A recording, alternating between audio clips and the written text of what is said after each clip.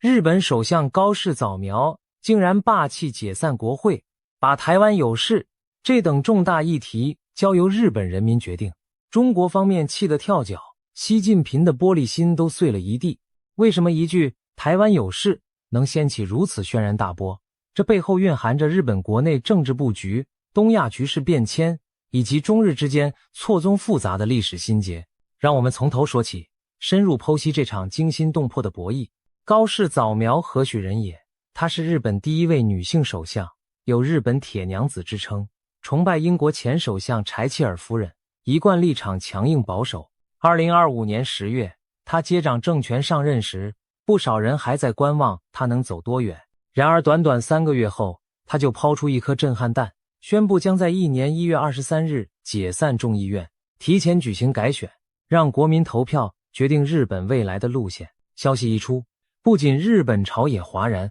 整个东亚都屏息以待。因为高市这场闪电大选根本就是一场对中政策的全民公投，他摆明了要以选票做武器，向北京宣示日本民意。这可是日本宪政史上极为罕见的操作，在例行国会开议日立即宣布解散，直接把执政前景压在选民手中。许多议员听到议长宣告解散众议院时，虽按惯例齐呼万岁，但心中都清楚，这代表日本正式进入对中强硬路线的全民表决时刻。北京那头，中南海高墙内恐怕传出了拍桌怒骂声。毕竟日本这一步等于将中日之争摊上了国际舞台，也把习近平最不愿面对的难题交到了人民手上。为什么高市早苗敢押上首相宝座进行这场豪赌？一切要从他上任以来的惊人气势说起。高市原本在自民党内就以鹰派著称，被视为安倍晋三的路线继承人，抗中、亲美、友台，立场鲜明。上任后，他迅速展开内政定调、区域布局、盟友连线3部曲，在内政上推出新经济刺激方案，被称为新安倍经济学，大手笔财政扩张和货币宽松，力图带领日本经济走出停滞，同时顺应民意，祭出2年内食品消费税降为0的政见，直接回应物价上涨压力，博得民生支持。在区域布局上，他积极访问盟国，接待各国领袖，加强与美国、欧洲和邻近民主国家的战略协作，甚至传出他曾私下派特使访台，表达对台湾安全的高度关注。在盟友连线方面，高市更不遑多让，强化日美同盟的同时，主动拉拢印度、澳洲等印太伙伴，深化安全对话。短短几个月内，日本外交与内政路线出现大幅转折，从过往的模糊保守转为积极进取。这种雷厉风行的作风令他的内阁支持率节节攀升，最新民调已逼近80%。可以说，高市早苗上任后人气爆棚，许多日本民众把他视作继安倍之后能带领日本走出新路的强势领袖，也因此他才有底气在声望最巅峰时刻诉诸选民，转化成实质政治力量。高市深知，只有透过选举大胜取得国会稳定多数，他才能推动那些大刀阔斧的政策，包括创纪录的国防预算与可能涉及修宪的安全路线。解散国会、提前选举，正是为了把目前的高支持度转化为长远执政实力的一步险棋。这一步既是自信的展现，也是对未来走向的关键押注。这场选战的核心议题正是围绕台湾有事4个字。所谓台湾有事，在日本指的是台湾若发生紧急状况，尤其是遭到中国武力攻击，日本将视同自身安全受到严重威胁的状况。过去日本政要偶尔提及这种情境，但多半含蓄而委婉。然而高市早苗的态度比以往任何一位日本领袖都更直截了当。他不仅多次强调台海安全对日本的重要性，更把台湾有事及日本有事提升到国安战略高度。在2025年11月的一场国会质询中，高市更是语出惊人，将这个议题彻底摊开来讲。当时在野党议员突然发难，直接询问首相，如果中国武力犯台，算不算日本的存亡危机事态？这问题尖锐非常，相当于逼首相表态日本是否考虑为台湾动武。很多人以为高市会打太极闪避，毕竟历届政府都避免在公开场合谈论此等假设性问题。然而高市早苗并没有回避，他沉着地回答，大意是，如果中国只是摆平民船只封锁，那未必构成存亡危机事态，但若动用军舰并使用武力，那无论如何都可能构成存亡危机事态，日本就必须考虑行使自卫权。简单说，高市承认了，一旦台海爆发战争，日本很可能视情况认定为存亡危机，进而行使武力介入台海。首相此言一出，国会议场一片哗然，这可是史无前例的明确表态。日本政府首脑首次公开将防卫台湾列入可能的军事选项。要知道，自从二战战败以来，日本在安全事务上一直小心翼翼，对海外用兵更是有宪法第9条的束缚。即便2015年安倍政府透过新安保法制化了集体自卫权，也从没明说过要在台海实战中动用武力。高市早苗这番回答等于打破了禁忌，把话挑明，如果北京敢动武犯台，东京不排除出兵相救。这话透过国会直播传出，在日本国内引发强烈震撼，更别提被敏感的中国方面捕捉到了。北京当然是勃然大怒，高市的发言当晚就在中国网络上刷屏，引发官方和民间的激烈反应。中华人民共和国外交部次日立即提出强烈抗议，指责日本粗暴干涉中国内政，要求日方收回这番错误言论。中国官媒更是火力全开，痛批高市早苗是军国主义死灰复燃，妄图以武力干涉中国统一大业。一时间，日本女首相叫嚣出兵台海成了中国新闻头条，民族主义情绪被全面点燃。然而，真正让事态升温的是中国一名外交官的惊人之举。中国驻大阪总领事薛健在社交媒体上转发了高市答辩的相关新闻，并配上一句震惊世界的狠话：斩断肮脏头颅。这句话极为恶毒，在中文里直指要砍下某人的头颅之意。日本方面立刻解读，薛健这疯狂发言竟像是在暗示对日本首相施以斩首行动。堂堂中国外交官公开说出如此带有暴力威胁的言辞，前所未见。消息传到东京，整个日本舆论为之哗然。高市早苗本人闻讯后保持表面冷静，但日本政府随即通过外交管道向中方提出最强烈的抗议。试想一下，北京外交系统抛出斩断肮脏头颅这等血淋淋的字眼，是何等震怒与失态。习近平当局的玻璃心可见一击即碎，气急败坏到了失去分寸的地步。日本民众从未见过中方如此露骨威胁自己的领袖，一时间舆论从最初对高市发言的惊讶转为对中国失礼行径的愤慨，甚至许多过去对安保议题冷感的日本人此刻也开始觉得中国的反应实在太过头。我们首相才讲了假设性防卫台湾，中国就叫嚣要砍人头，这还得了？中国的过激表现不但没能压制高市，反而在某种程度上替他的强硬立场做了宣传。北京这一回真可谓偷鸡不着蚀把米。中日两国政府随即陷入了激烈的外交交锋。日本这边，官房长官、外相等高官连日发声，措辞严厉地谴责中国驻大阪总领事的言论极其不恰当，不可理喻，要求中方做出解释并惩处涉事人员。同时强调日本对台政策并无改变，所谓台湾的法律地位未定论仍是官方立场，意在澄清日本并未挑战一中原则，只是合理讨论自卫权行使范围。但高市早苗本人并没有对自己的发言道歉或撤回，他选择强势地坚持原则。在国会后续的辩论中，前首相野田佳彦代表在野党质问高市是否意识到发言引发的风波。高市明确表示，我认为考虑各种可能的最坏情况非常重要，我只是被问到具体例子，在提问范围内诚实作答。同时他也重申政府立场，真正发生情况时会综合判断，但若中国动用军舰进行武力攻击，构成存亡危机事态的可能性非常高，这是根据法律条文的合理解释。他甚至再次强调，日本依据旧金山合约已放弃对台湾的主权主张，无权单方面认定台湾地位，这等于告诉中方，我们在法律上依然恪守二战后的国际条约，只是中国若动武破坏现状，我们不能坐视不理。高适这番进退有据的回应，表明他既不会向北京低头，也不逾越日本既有外交框架，把握了一个微妙的平衡。反观中国方面，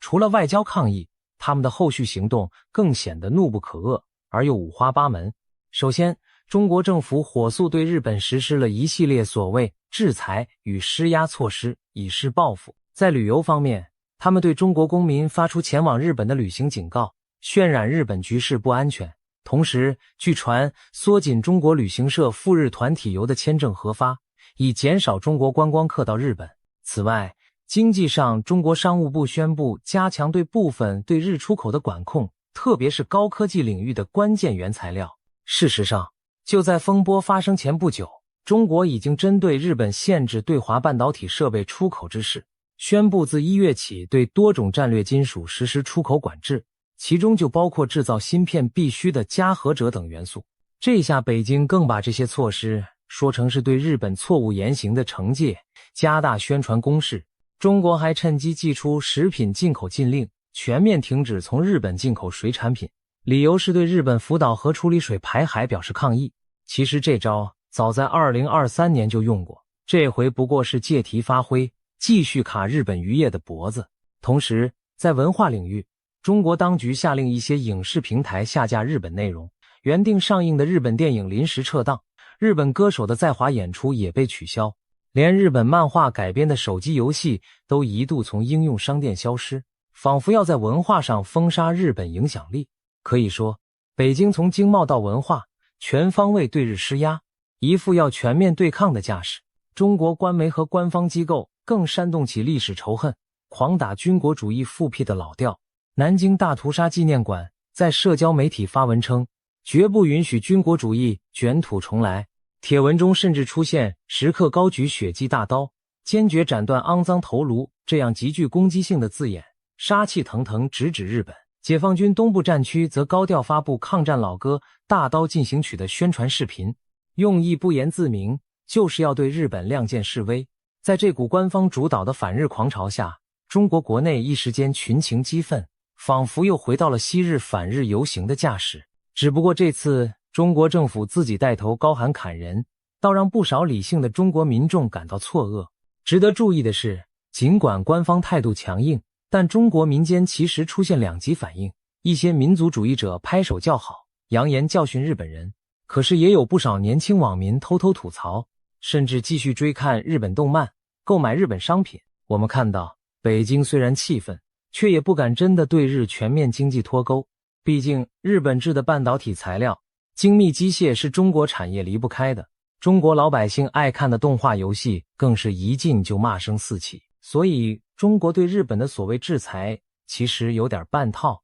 声势闹得大，实际打击有限。例如他们高调说限制稀土对日出口，但日企这些年早有准备寻找替代来源，他们不许旅行团去日本，但自由行签证还是办得下来，许多富裕中国人依然飞去东京购物。中国政府对日施压，搞得自己进退两难，太轻无效，太重又怕伤到自身经济。这番进退失据的操作，再次反映出北京玻璃心政策的矛盾，想报复吧，又怕自损800，只好虚张声势。面对中国铺天盖地的压力，日本方面也展现了少有的强硬姿态。首先，日本政府明确拒绝了中方撤回高市言论的无理要求。东京发出的讯号是，首相在国会答询中的发言基于日本法律和客观情势评估，没有任何错误，不可能道歉撤回。在外交上，日本外务省多次召见中国大使提出抗议，强调日本战后走和平道路，绝非军国主义复辟，敦促中方克制言行。此外，日本也开始未雨绸缪，应对可能的经济冲击。高市在这段时间密集会见日本经团联等商界领袖，讨论供应链应变之策。由于中国暗示可能扩大出口管制，包括对日本卡脖子的稀有金属下手，高市呼吁产业界加速供应来源多元化，避免对特定国家的过度依赖。他甚至抛出加强经济安全立法的想法，准备投入资金协助企业将关键生产链移回日本或转往友好国家。另一方面，高市政府也注意安抚民意，强调会尽力减少外交对立对日常经济的冲击。例如食品消费税减免、能源补贴等政策同步跟进，减轻民众负担，让选民放心对外强硬不会换来生活困苦。毕竟高市深谙民众最关心的还是手头日子，若不能妥善平衡经济与安全，他的高支持度也无法长久维持。因此我们看到，日本政府在强硬回击中国外交攻势的同时，内政上迅速推出纾困措施，以免北京的经济报复动摇民心。这种内外同时出招的局面，充分展现出高市早苗过人的政治手腕，也难怪不少评论称他为女版安倍，既有明确的战略路线，又有实际的操作能力。此时此刻，日本国内的舆论天平正在发生耐人寻味的转变，中国的强硬反应反而加深了日本朝野对中国的不信任感，也推动日本民意进一步向支持高市路线倾斜。试想，在中国导弹曾于2022年军演时落入日本邻近海域，解放军军机、军舰频频在东海挑衅的背景下，中国外交官现在公然喊打喊杀，日本老百姓哪有不心生警惕的？过去一些对安全议题漠不关心的日本人，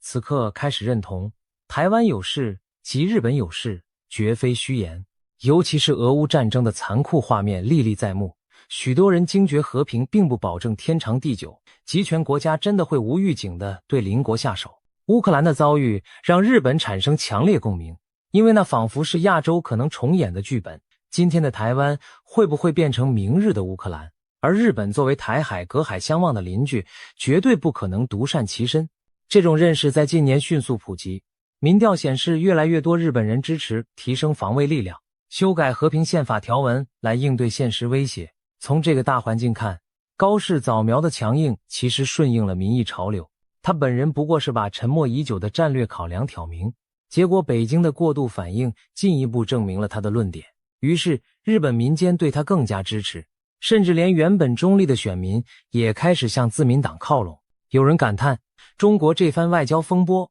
反倒帮了高市的忙，把日本全民对中共政权的不满推向新高点。一时间，日本从执政党到多数在野党竟出现某种对华强硬的共识，仿佛回到了明治维新后万众一心对外的年代。当然，历史不同，但那股团结起来对抗外来威胁的情绪隐隐浮现，这对习近平当局而言绝对不是乐见的结果。北京本想通过恫吓离间日本内部，没想到拔苗助长，加速了日本全社会的强硬化，真可谓弄巧成拙。不过日本毕竟是一个多元民主社会，国内也并非一面倒地挺高市。随着众议院解散，大选正式启动，反对的声音也逐渐增强，在野势力敏锐地抓住了经济与和平这两张牌来质疑高市的路线。最大在野党立宪民主党联合传统上与自民党执政联盟的公民党破天荒地组建了一个中道改革联盟，共同迎战选举。他们指责高市早苗为了自己的政治利益，不惜在尚未通过下一年度预算的情况下解散国会，称这是抛弃民生的解散。社民党党首福岛瑞穗批评高市把国会审议搁在一边去搏选举，是对民众生活的赌博，痛斥他拿老百姓饭碗冒险。在野联盟还抨击高市的安全政策过于激进，担心他过度右倾和军事冒险主义会把日本带入危险境地。公民党作为传统和平主义政党，更对自民党近年来不断右转感到不安，这次干脆与自民分道扬镳，改投在野阵营怀抱，希望阻止高市独走。可以说，这场选举也是日本国内和平主义与现实主义的一次正面对决。一方主张强军备战，以武止戈，另一方则警告不要刺激邻国，应该稳健外交，集中经济民生。不少中间选民夹在其中，一时间也陷入思考，日本真的准备好走向强硬对抗的道路了吗？我们看得到，在竞选辩论中，在野党不断逼问高市，你的强硬是否会把日本拖入战争？中国已经在经济上反击，你要老百姓承受多少损失？对此，高市阵营回应说，正因为危险在眼前，更不能退缩。如果对方拿经贸相要挟，就放弃原则，未来只会被拿捏更多。相反，唯有全民团结展现决心，才能避免战争于未然。他强调，提高防卫只是为了下阻，不是挑起战事，让民众不要被中国的恐吓宣传所影响。高适还反过来质问对手，难道面对台海一旦开火，日本应当袖手旁观，坐等战火烧到冲绳吗？这一问也让反对者哑口无言。毕竟地缘现实如此残酷，日本不可能置身事外，于是反对派只好转而强调经济牌，批评高适的经济政策大举举债撒钱可能不切实际，并危及日本出口产业在中国的利益。然而高适提出的减税和补贴实在讨好人心，在野党攻势效果有限，更何况在中国问题上，日本主要政党其实立场差距收窄，没有谁真敢宣称对北京软弱求和，那在选民看来无异政治自杀。所以尽管选战激烈，但有趣的是，各方都不约而同表态支持维护台海和平，只不过高适走得更远，要用武力下阻，而在野党说应该更谨慎低调。然而当北京对高适口诛笔伐之际，也顺带骂了所有日本政敌是政客骗子，结果日本朝野被共同刺激，反倒形成某种对中强硬的基本共识。在这种氛围下，高适的解散之举虽是赌博，却并非孤注一掷，因为哪怕他下台，继任者也不可能大幅软化对北京态度。中国这几年的咄咄逼人，已令日本国内政治光谱整体右移，高适不过是顺势而为，把那道潜藏已久的分水岭提前摊到选票上罢了。当然，高适早苗仍希望自己亲手带领日本跨过这道分水岭，他的愿景远不只是一场选举胜利，而是要开创所谓高适时代。如果这次选举自民党获得压倒性多数，高适将成为继小泉、安倍以来少有的强势领袖，甚至更甚。毕竟他敢于公投台湾议题，意味着他获得民意背书后，可以推动长久以来许多政治禁区内的改革。首先，首当其冲的就是修宪。日本和平宪法第9条对交战权的限制，常年来保守派梦寐以求要修改。一旦高适手握国会绝对多数，他极可能提议全民修宪公投，把自卫队明文写入宪法，甚至为集体自卫和海外派兵松绑。这将是日本战后最大的政策转折，也势必引发周边国家的强烈关注。其次，高适承诺的国防建设将加速落地。他已通过破纪录的9兆日元国防预算案，内容包括大批购买美制战斧、巡弋飞弹，研发国产极音速导弹，在南西诸岛部署飞弹部队等等。这些计划在他胜选后将更加大张旗鼓地推进，使日本具备对敌基地反击能力和离岛作战实力。简而言之，日本将从过去仅能专守防卫的武装，自我升级为亚太地区数1数2的现代化军事强权。再次，高适的外交路线也会全面成型。可以预见，他会更积极地捍卫自由开放的印太理念，深化与美国的盟约，同时拉拢欧洲和周边民主伙伴，组建对华联合战线。或许未来我们会看到日本加入更多的安全对话机制，甚至与北约建立更紧密的合作。一个更自信、更强大的日本将出现在亚洲舞台上。对此，有人欢欣鼓舞，认为这能制衡崛起的中国；也有人忧心忡忡，怕东亚从此进入军备竞赛甚至热战的前夜。从国际视角来看，高适早苗的崛起和他解散国会的果断举动，无疑成了全球瞩目的焦点。美国方面对此可以说是暗自点头，表面低调。拜登政府官方口径称这是日本内政，美方不评论日本解散国会的决定，但私底下，美国对日本更积极扮演围堵中国的角色其实乐见其成。尤其在台海问题上，美日同盟一向利益一致，日本越表明愿与美共同因应台海危机，越能提高下阻力，减轻美军单独应对的压力。因此华府对高市政府的台海强硬表态并不反感，只是基于外交礼节不便公开叫好罢了。事实上，华盛顿智库圈和国会不少议员都称赞高市的勇气，有人甚至形容日本终于苏醒了。美国军方更是早早行动，据传美日已开始研讨更详细的台海联合作战计划，包括日本自卫队如何在战时提供后勤、弹药补给，甚至直接参与防空反舰等行动。当然，这类高度机密不会公开，但从近期美日不断加强军演部署可以窥见端倪。比如美军陆战队在冲绳改编成滨海作战团，日美联合在仙岛群岛进行离岛夺回演习等等，都显示双方正为最坏情境做准备。另一方面，台湾对于高市早苗可说是举双手欢迎，台北政坛普遍视高市为友台派的旗手，早在他未当首相前就跟台湾渊源颇深，他曾多次参加台湾国庆酒会，也在2025年初以自民党要人身份访问台湾，和蔡英文总统等会谈。对台湾人而言，日本这位女首相愿意挺身而出谈台海有事，无疑是雪中送炭的强心针。当北京对台湾步步进逼之际，台湾人从未感受过如此明确的国际声援。有台湾网友激动地称呼高市是自由民主的女战神，认为她继承了安倍的遗志，关键时刻会拉台湾一把。台湾政府在这场中日外交风波中也明确站队支持日本。外交部公开赞许高市政府对台海和平的坚定立场，并谴责中方的胁迫外交。可以说，高市的强硬不只没有让台湾躲避，反而让台湾更积极靠向日本，以求自保。台日之间近年关系本就愈发紧密，高市上台后，双方更是眉来眼去。比如，台湾有意加强对日情报共享、防务交流等。未来若高市胜选连任，不排除他会推动某种台日安全准同盟关系，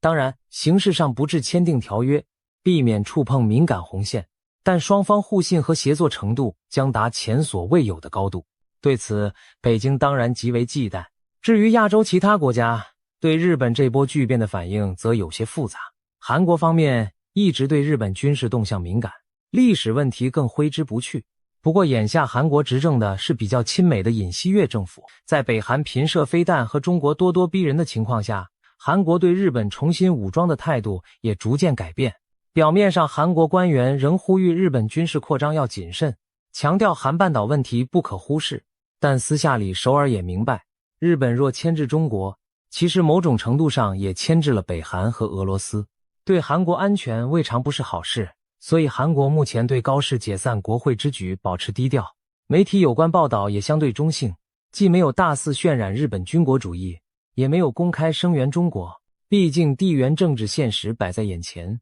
韩国不能离开美国阵营太远，而美日紧密合作是大势所趋。再看东南亚国家，如菲律宾、越南等和中国有领土争端的国家，多半默默支持日本更强硬，好牵制北京在南海的野心。但同时，他们也担心区域局势过度紧张而影响经济，因此这些国家对日本选战保持观望，没发表明确立场。而欧洲方面整体是支持日本的民主阵营立场，像意大利总理梅洛尼访日时就公开称赞日本对印太和平的贡献。英国、法国也陆续透过外交声明表态，反对中国对日本的无理抨击。毕竟在欧美眼中，高市早苗不过是说了大实话，台海若开战，牵动全球，怎能怪日本未雨绸缪？欧洲议会甚至邀请日本派代表团讨论台海安全问题，显示跨区域的民主国家正在形成更紧密的安全网络。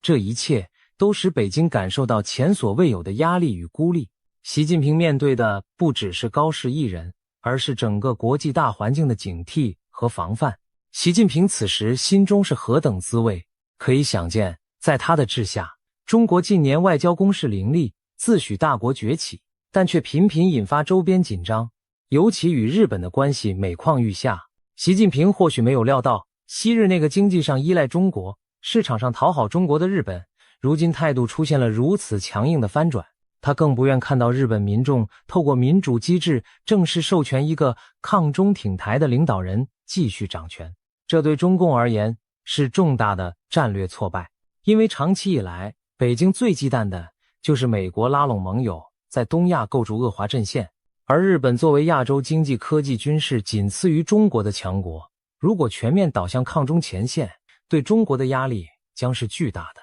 习近平本寄希望于利用日本国内的亲中经济派和和平舆论来牵制日本政坛，可如今高市早苗此着骑兵，等于将中国有限的那些统战势力一脚踢开，直接问计于日本国民。日本人要用选票告诉世界，他们愿意站在民主阵营，为抵抗霸权出一份力，这无疑让习近平大为恼火。要知道，中共一向最怕人民公投式的正当性挑战，高市把路线之争升级为民意对决，习近平反而陷入两难。如果日本民众选择支持高市的抗中方针，那等于在道义上对中国政府进行了某种否定。北京嘴上不说，心里必然明白这意味着什么。因此可以想见，习近平近来在内部会议上对日本问题一定大发雷霆，痛斥高市是不知天高地厚的女人，可能还会质问手下，当初谁说日本不敢撕破脸的？如今人家直接挑明要对抗了。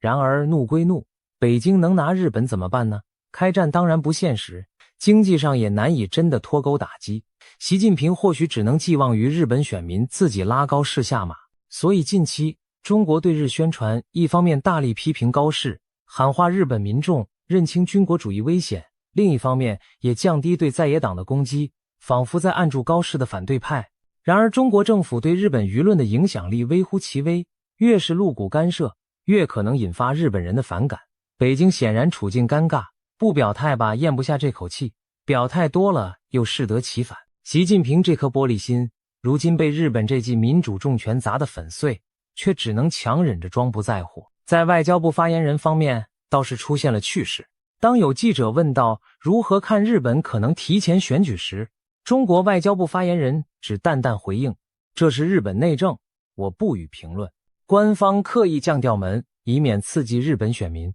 这跟之前大张旗鼓的抗议形成有趣反差。看来习近平也开始意识到事情正朝他最不乐见的方向发展，再叫嚣下去只会帮了高市助选的忙。如今北京能做的，除了继续有限度的经济施压、军事恫吓外，就是静待日本选举结果。但不管结果如何，中日关系的格局短期内已然改变。高市早苗的这步棋让东亚局势进入了一个新的阶段。有人说这仿佛是东亚的新冷战开幕，也有人期望强硬姿态能下阻战争，换来长远和平。站在历史关头，我们还无法确知这场豪赌的最终结果。如果高市在2026年2月的大选中率领自民党大获全胜，那么日本将明确踏上一条与中国全面对抗、与民主盟友紧密结盟的道路。这或许能下足北京对台湾动武的念头当对手，不再只是美军，还多了训练有素、装备精良的日本自卫队。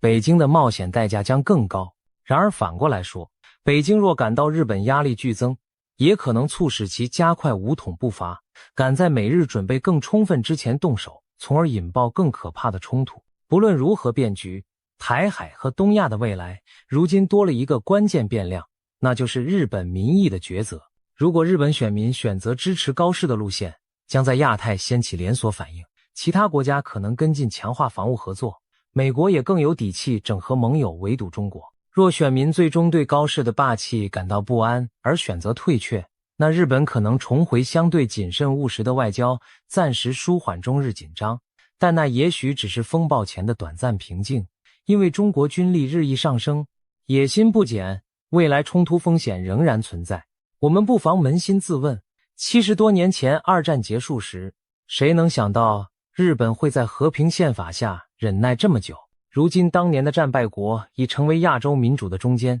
开始重新审视自己的安全角色。历史的钟摆似乎又荡回了强国竞逐的节奏，只不过这一次，日本不再是孤立的军国主义，而是民主同盟的一员。中国也不再积贫积弱，而是胸怀帝国梦想的新兴强权。两者之间的角力将深刻影响21世纪东亚的命运。最后，我们回到开头那一幕，高市早苗毅然决然地解散国会，向国民喊话，日本的未来道路必须由我们和人民一起来决定。这无疑是极其沉重的抉择。短短16天的竞选期间，全世界都在静观日本人民会做出什么选择，是拥抱一位铁娘子般的领袖，支持他强硬抵抗威权的路线，还是对前路存疑，转而要求趋于稳健。而在北京，习近平和他的战略顾问们也在紧盯日本选情，心中忐忑。可以说，东亚的未来此刻正系于日本的一念之间。